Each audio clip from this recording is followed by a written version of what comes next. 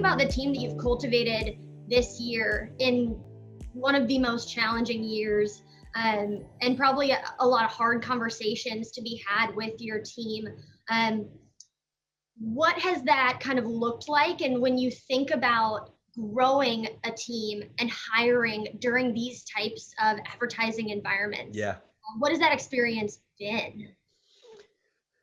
Yeah, it's again, it's been a learning experience and um just to share a few of the lessons that I've had, and again, this is what I talked about in Founders Journal, and I'd encourage anyone to just go and listen to it because I won't do the whole episode justice. But basically, the first thing was like not going into hiding. Like I think the worst thing that a leader or a manager can do during a time of crisis or concern is not say anything, is to, and especially in a remote environment where you're not in an office, where your team doesn't see you, to not be present on Slack or Zoom or email. Like I think the reason it's so bad is because employees will look at the environment and they'll be like, okay, crazy stuff is going down.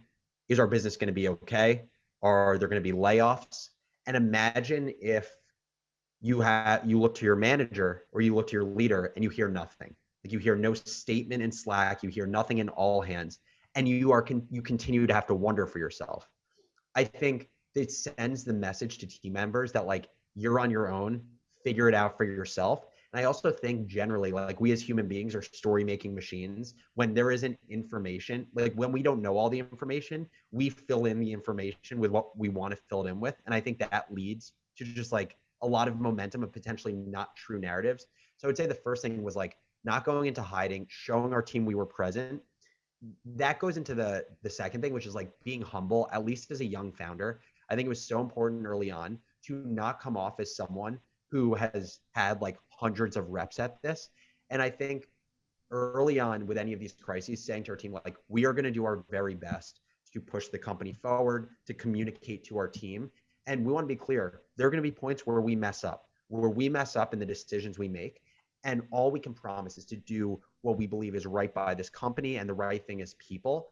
And I think that's such an important thing to just disarm people and connect with them because I truly believe unless you're like, uh, like Dara who runs Uber and who's run several companies, it's impossible to manage crises perfectly. And so I think disarming people or letting people know that you're trying your best and you're going to make mistakes gives you the permission not to want to make mistakes, but when you do make them, you at least have told people that you're not perfect. So I think that's another big one. And the final thing I'll say is customizing care. Like being a leader or being a manager is like being a doctor. Imagine if you treated every patient with the exact same diagnosis and the exact same bedside manner. Every employee enjoys being communicated to in a certain way. Every employee has different levels of just like, confidence and questions and the need to be reassured. And so I'd say the other thing is finding ways to communicate in a scalable way with everyone at the company level, but then finding ways to prioritize speaking to the people who will benefit most from being spoken to in a one-on-one manner, in a way that you can customize your care.